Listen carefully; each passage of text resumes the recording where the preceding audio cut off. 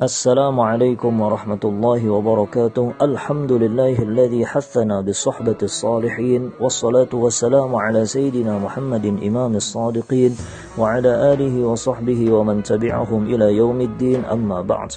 Diriwayatkan daripada Sayyidina Abi Hurairah radhiyallahu an, qala Rasulullah sallallahu alaihi wasallam, al-mar'u ala dini khalilih falyanzur ahadukum man yukhalir, rawahu Ahmad wa ghairuh.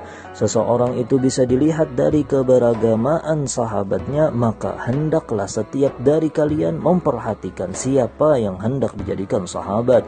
Saudara-saudaraku yang diridhai oleh Allah fid dunya wal akhirah, sebab sahabat seseorang hamba di sisi Allah bisa naik pangkat, pun bisa terjadi gara-gara sahabat seorang hamba celaka dan rugi dunia dan akhirat.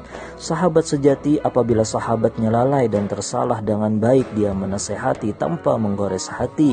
Apabila sahabatnya sukses dan istiqomah dalam kebaikan, dia mendukung, juga memuji seraya mendoakan agar amalnya diterima dan diridhai Sang Ilahi.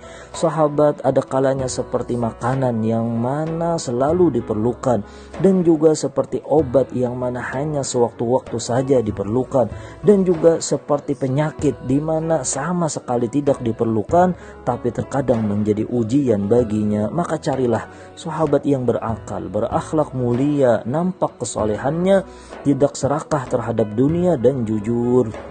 Al-Imam Al-Ghazali dalam kitab beliau Al-Adabu fid Din menyebutkan di antara adab-adab bersahabat antara lain, yang pertama menunjukkan rasa gembira ketika bertemu, yang kedua mendahului mengucap salam, yang ketiga ramah dan lapang dada ketika bersamanya, yang keempat turut menggiring ketika dia berdiri, simbol penghargaan, yang kelima memperhatikan di saat dia berbicara, juga tidak mendebat, yang keenam menceritakan hal-hal yang baik, yang ketujuh tidak memotong pembicaraannya, yang kedelapan memanggil dengan nama kesukaannya.